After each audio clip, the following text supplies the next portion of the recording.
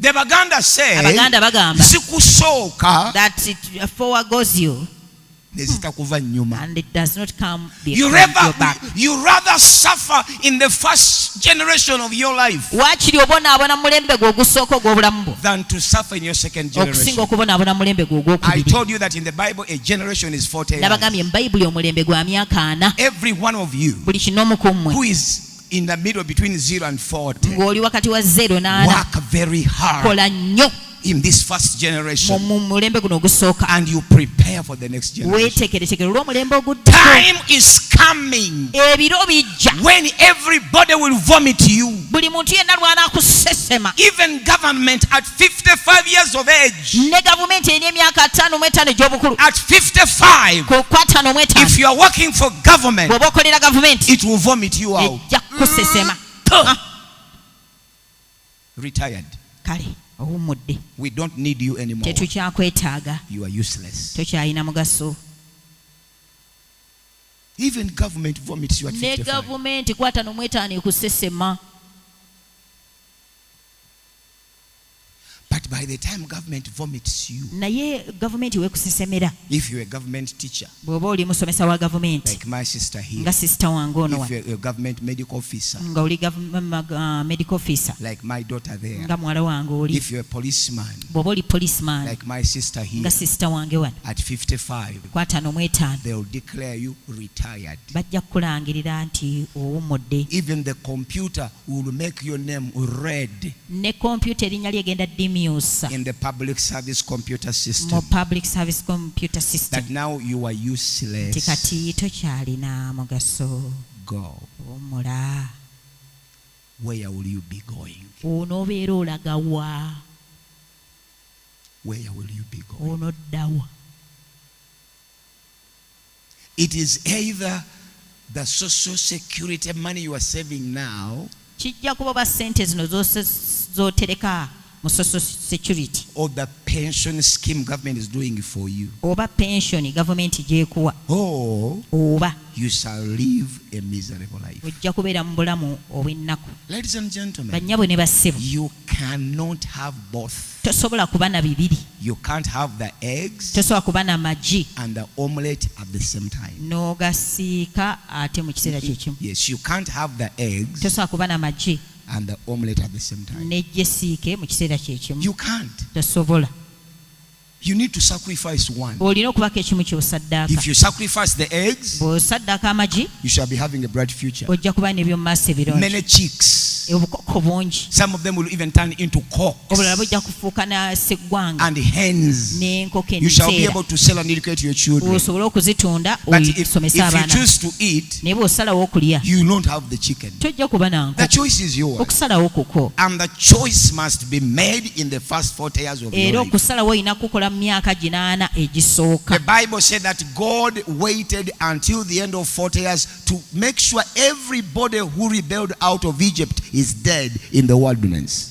Bayibuli egamba nti Katonda yasalawo nti buli muntu yenna yajeema mu mulembe guli. He made them to roam in the wilderness N'abateekera okwetooloola mu ddungu 40 years okumala emyaka 4 until every part of the generation perished. mpaka omulembe gwonna lwe gwaggwaawo. Your future is right within your hands. Eby'omu maaso byo biri mu mikono gyo. Your future is not very far away. Eby'omu maaso byo tebiri wala. Either pay attention to what I'm talking Oba tekayo omutima ku ebyo bye njogera or suffer the consequences. oba ojja ku. I pray you make right choices in your life. Nsaba okola okusalawo okutuufu mu bulamu bwo. Make right and knowledgeable choices. Kola okusalawo okw'amagezi Because choices kubanga okusalawo have consequences. kulina ebikuvaamu. The decision you make today Okusalawo kw'okola will kati follow you when you turn 60. kujja kukulondoola ng'owezezza 60.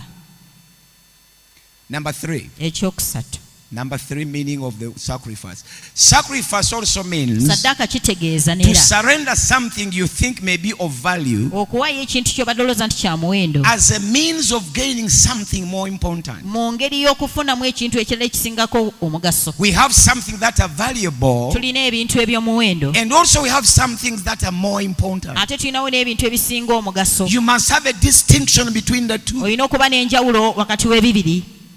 You sacrifice one of the two for the better of tomorrow. n'osaddaakako ekimu ku bibiri olw'obulungi obw'eby'omu maaso byo. I said, those of you who have come late, I'm reading from my book which I wrote called Who Took My Money. Nabagambye abazzereeti nti nsoma okuva mu katabo kange akagamba nti ani yatwala ssente zo. If you need this book, it is only 10,000 bw'oba shillings. oyagala akatabo kano ka mutwalo. Who took my money? Ani yatwala ssente zange? The money you don't have, somebody took it. Essente z'otalina waliwo eyazitwala. So I'm trying to show you how you can recover or regain that money back into your pocket or in your bank account. Ngezaako okubalaga engeri gy'oyinza okuzza ssente ezo mu nsawo zo oba ku akawunti yo. That is the purpose of this book. Kyekigendererwa ky'akatabo kano. But one of the things I teach in this book Naye ekimu ku bintu bye nsomesa mu katabo kano is the principle of sacrifice. ye nnono ya ssaddaaka.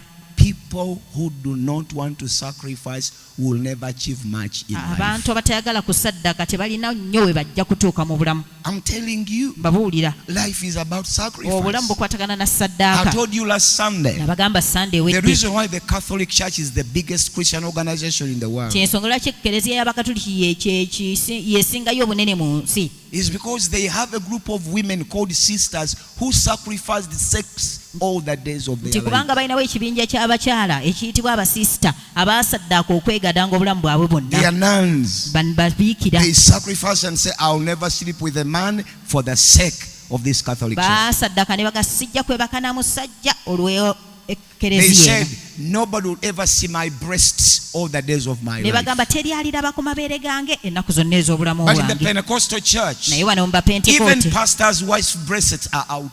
n'abakyala b'abasumba amabeere gabeera bweru. They vowed, Bayeeyama, I'll never get married all the days of my life because of this ministry. sirifumbirwa ennaku zonna ez'obulamu bwange olw'obuweereza buno. I just need one woman here Neetagayo omukyala omu yekka who wano can say, asobole okugamba no man will ever see my thighs in this teri church. musajja aliddamu kulaba ku bisambi byange. Nobody can put up a hand. Tewali ayinza kuwanika. And you are playing with the Catholic Church. Nga ne muzannyazannya n'ekkereziya y'abakatoliki. Sacrifices work for both.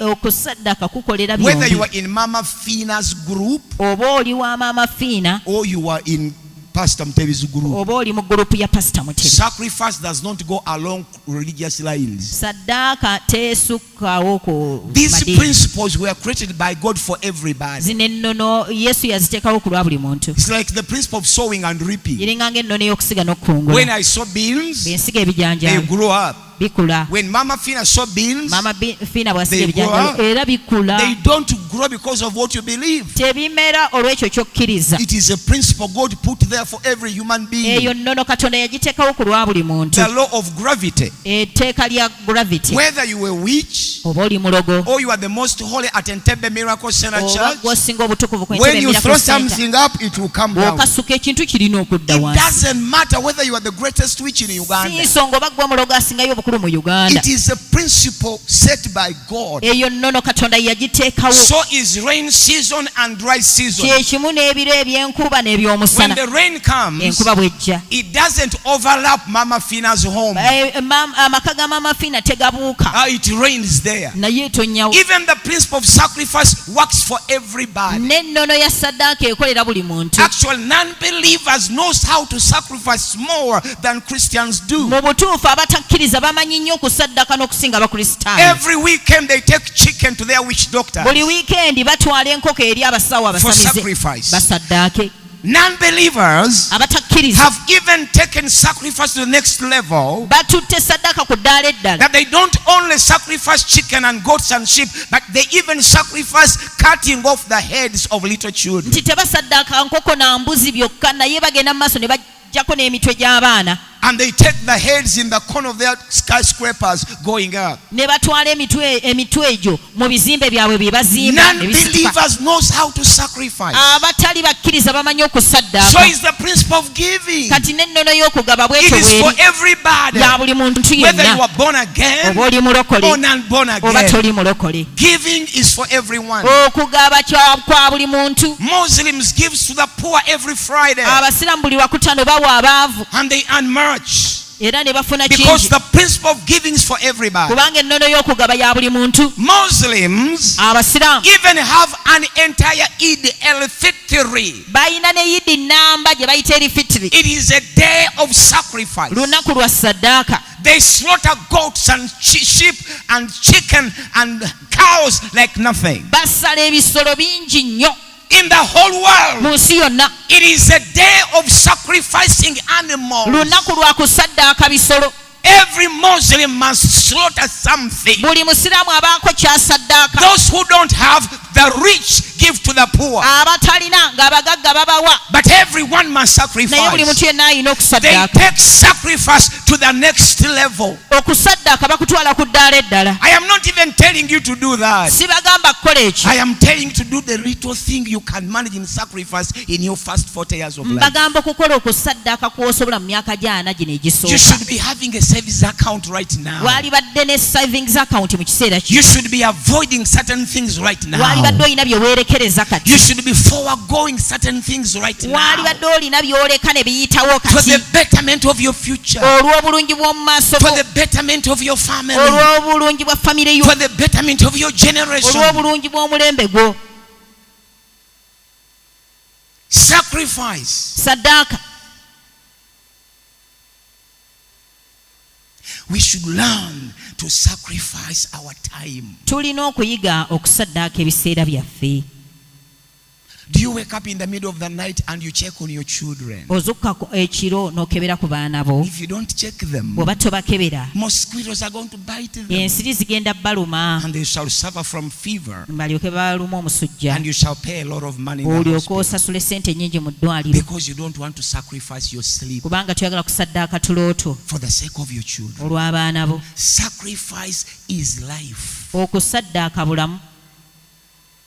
Jesus sacrificed himself on the cross Yesu yeesaddaakira ku musaalaba for you to be born again. osobole okulokoka. Life is about Obulamu sacrifice. bukwatagana na A ssaddaaka. pregnant woman Omukyala ow'olubuto sacrifices from month number 1 asaddaakira ddala okuva mu mwezi ogusooka by spitting all the time, ng'awandula buli by kaseera, vomiting all the time. ng'asesema buli All kaseera. those are Ezo sacrifices. zonna ssaddaaka. By eating raw soil, Ng'alya ettaka, raw mangoes, ng'alya emiyembe emito, hating somebody ng'akyawa omuntu, but loving someone more. naye ng'alina gw'asinga okwagala. He walks with all misery for 9 months. N'atambula okumala emyezi 9 n'ennaku. Because you can't bring life in the earth without sacrifice. Kubanga toyinza kuleeta bulamu mu nsi nga There tosaddaase. is no gain without pain. Toyina bw'oyinza kufuna nga tofunye bulumi. If you have to have a bright future with your generation, you must live a sacrificial life. Bw'oba oyagala okubeera n'ebyomumaaso ebirungi, olina okubeera n'obulamu obwa ssaddaaka. These women go to the delivery rooms not knowing what will happen there. Bano abakyala bagenda mu leeba woodi nga tebamanyi kigenda kubaayo. Some of them even fail to push the baby. Abamu balemererwa n'okusindika abaana. And they have to go through the theater. Ne bagenda ne bayita mu theatre. A doctor getting a knife and opening her womb. Omusawo n'akwata akaso n'abikkula olubuto. Gets a baby out. N'aggyamu omwana. Sews the womb again. N'atunga ekiwundu. By the time that woman gets out of the chloroquine, he's already feeling pain. Those are sacrifices you must offer to bring life in the earth. Ezo ze ssaddaaka z'olina okuwa osobole okuleeta obulamu mu nsi. To bring a living baby. Sometimes they even deliver dead babies. Oluusi bazaala n'abaana abafu. But they have gone through that sacrifice. Ng'ate ayise mu ssaddaaka. Life is about sacrifice. Obulamu bukwatagana na ssaddaaka. Come on, just get the money and buy this book. Funa ssente ogule akatabo kano. It is not in the bookshop. Tekali mu bookshop. It is found only in my office. Okasanga mu ofiisi yange mwokka. And I'm not in a hurry Ate siri mu kupapa. because I'm the only one having it. Kubanga nze nzekka akalina. Who took my money? Ani yatwala ssente zange?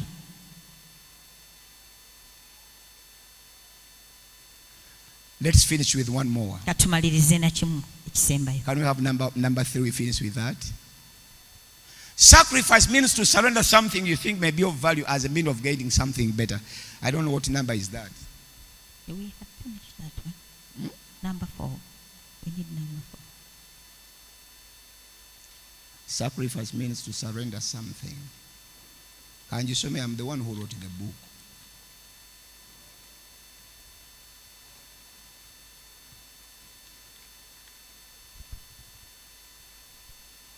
Yeah, it is here. Sacrifice saddaaka means to surrender something you think may be of value. kitegeeza okuwaayo ekintu ky'obadde osubira nti kya muwendo. The thing you are surrendering is of value. ekintu ky'owaayo kya muwendo. True, it is value. kya muwendo. Yes. But it is not the most important. naye si kye kisinga obukulu. It is not. si kye kisinga obukulu. I just entered my house 6 years ago. ennyumba yange naakagiyingira emyaka 6 egiyise. Pastor Robert Kayanja was my guest of honor. omusumba Robert Kayanja yali guest of honor He's the wange. one who opened up my house. ye yaggulawo ennyumba yange. Up here near State waggulu House. awo kumpi ne State House. Just 6 years ago, myaka 6 egiyise. I became a house lord. ne nfuuka house road. Just 6 years ago. myaka 6 That egiyise. means I was 52 years of age. kitegeeza nalina emyaka 52 egy'obukulu. You don't have to rush. tolina You bingi. don't have to papa. tolina kupapa. But I had to make sure I first build the house of God. naye nakakasa nti nsooka okuzimba ennyumba ya Mukama.